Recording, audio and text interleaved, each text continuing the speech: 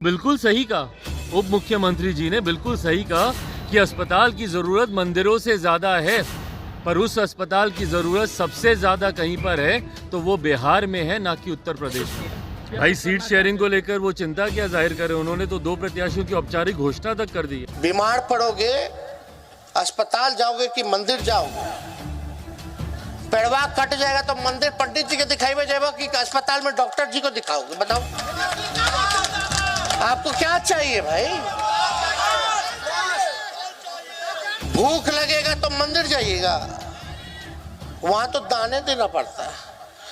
हजारों लाखों करोड़ रुपया अगर अयोध्या में खर्च हो रहा है तो उससे कितने लोगों की शिक्षा हो जाती, कितने लोगों का चिकित्सा का व्यवस्था हो जाता, कितना लोगों को आप सैलरी दे पाते, नौकरी दे पाते कि नहीं दे पाता है।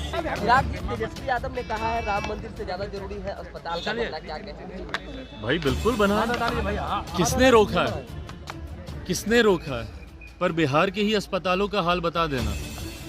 अयोध्या में अस्पताल बनाने की जिनको इतनी ज्यादा चिंता है, वो पहले बिहार के अस्पतालों का तो हाल देखें। क्या बिहार में अस्पतालों में सही सुविधाएं मौजूद हैं?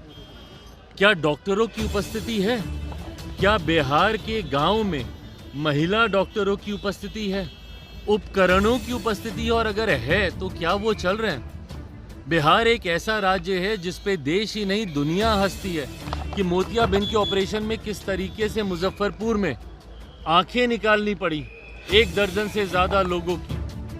बिहार एक ऐसा राज्य है जहां पे हमारे खुद के मुख्यमंत्री मात्र सिर्फ मोतियाबिंद को ऑपरेशन कराने के लिए दिल्ली चार्टर फ्लाइट से जाते हैं। तो बिल्कुल सही कहा, उप मुख्यमंत्री जी ने बिल्कुल सही कहा कि अस्पताल की जरूरत मंदिरों से ज्यादा है, पर उस अस्पताल की जरूरत सबसे ज्यादा कहीं पर है तो वो बिहार में है, ना कि उत्तर प्रदेश में।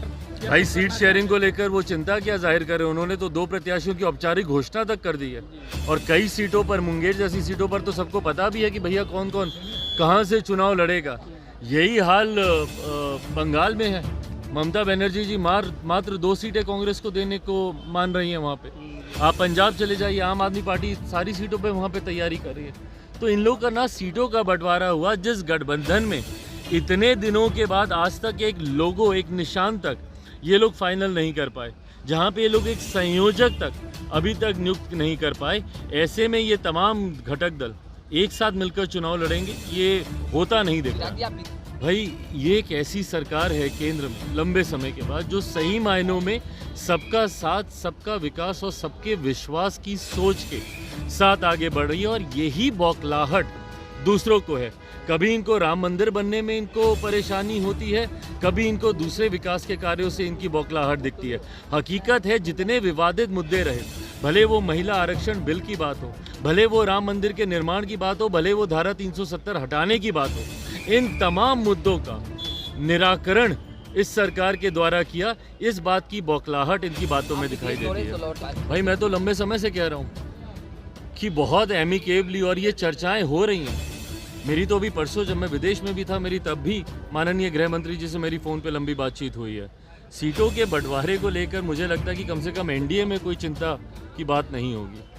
लगातार प्रधानमंत्री, भाई मैं उनके दल की बात नहीं कर सकता, मैं अपने दल की बात कर रहा हूँ। मेरे दल में जो बातचीत चल रही है संतोषजनक है। लगातार जिस तरह को देखने को मिल रहा है, क्या कहेंगे? भाई बिहार में आप पूछ रहे हैं कि क्राइम बढ़ रहा है और मेरे मुख्यमंत्री संयोजक बनने के लिए चिंतित है। और अफसोस की बात यह है कि वही मेरे प्रदेश के गृह मंत्री भी हैं। एक शब्द सुना उनके मुंह से बिहार में बढ़ते अपराध को लेकर। एक किसी आपराधिक घटना पे गए?